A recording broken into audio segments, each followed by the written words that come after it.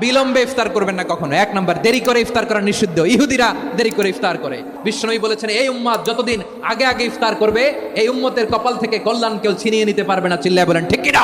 আজানের জন্য বসে থাকবেন না, সময় দেখবেন। স্থানীয় সময় যখন সূর্যাস্ত হওয়া মাত্রই বিসমিল্লাহ, খেজুর খেয়ে ফেলবো। 2 নাম্বার, রমাদানের পবিত্রতা বজায় রাখবো। কোনো তর্ক বিতর্ক অশ্লীলতায় আমরা জড়াবো না, ঝগড়া করবো না, সরাসরিও না, ফেসবুকেও না। কালি দিলে বলবেন ইন্নী ইমরুউন সায়েম, আমি রোজাদার। ব্যাড হ্যাবিট থাকলে রমাদানে এটা ছাড়ার মহা সুযোগ। স্মোকিং এর অভ্যাস আছে অনেকের, ঠিক কিনা? করবেন না কেউ। যদি কারো থাকে, কে করে হাত তোলালাম না আমি। এই রমাদানে এই স্মোকিং হ্যাবিট থেকে আমরা বেরিয়ে আসবো, ঠিক কিনা বলেন? 3 নাম্বার, আমরা মিথ্যা বলবো না। বিশ্বনবী বলেন, মানলাম ইয়াদা কাওলা যুরি ওয়াল আমালা বিহি ফালাইসা লিল্লাহি হাজাতুন ফি আইয়াদা তাআমাহু ওয়া শারাবা। যে রমজানে মিথ্যা কথা, মিথ্যা কাজ, মিথ্যা সাক্ষী ছাড়তে পারে নাই, তার না খেয়ে থাকা, উপবাস থাকা দিয়ে আল্লাহর কিছু যায় আসে না। 4 নাম্বার, অপচয় করব না। অপচয়কারী শয়তানের ভাই। আচ্ছা, যে শয়তানের ভাই ও নিজেও আরেকটা কি? শয়তান। যে শয়তানের ভাই ও নিজেও আরেকটা কি?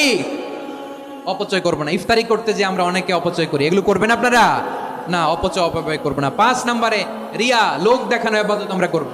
লোক দেখানোর জন্য নামাজ, রোজা, জিকির, তেলাওয়াত, দান সদকা এগুলো করলে আল্লাহর দরবারে এগুলো কবুল হবে।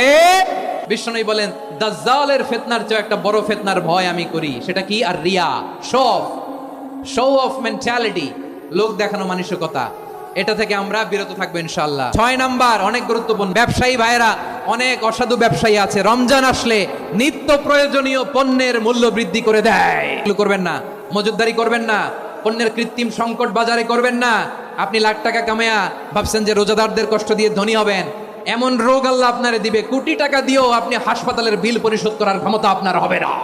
খবরদার।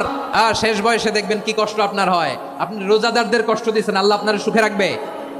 আল্লাহর দোহাই লাগে, আমার ব্যবসায়ী ভাইরা এটা করবেন না। আরব বিশ্বে আমরা দেখেছি, আরব বিশ্বের ব্যবসায়ীরা সারা বছরে ব্যবসা করে, রমজানে ভর্তুকি দেয়।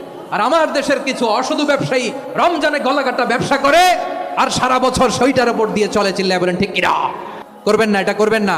নিত্য প্রয়োজনীয় পণ্যের মূল্য বৃদ্ধি করা হারাম, পণ্যের কৃত্রিম সংকট তৈরি করা হারাম, মজুদদারি করা হারাম, রোজাদারদেরকে কষ্ট দেয়া হারাম। এটা করবেন না। 7 নম্বরে সর্বশেষ কথা, অধীনস্থ যারা আছে তাদের কাজের চাপ আপনারা কমিয়ে দিবেন। কাজের লোক, ফ্যাক্টরির ওয়ার্কার, স্টাফ, তাদের প্রতি যদি রহম করেন, আপনার উপর রহম করবে কে?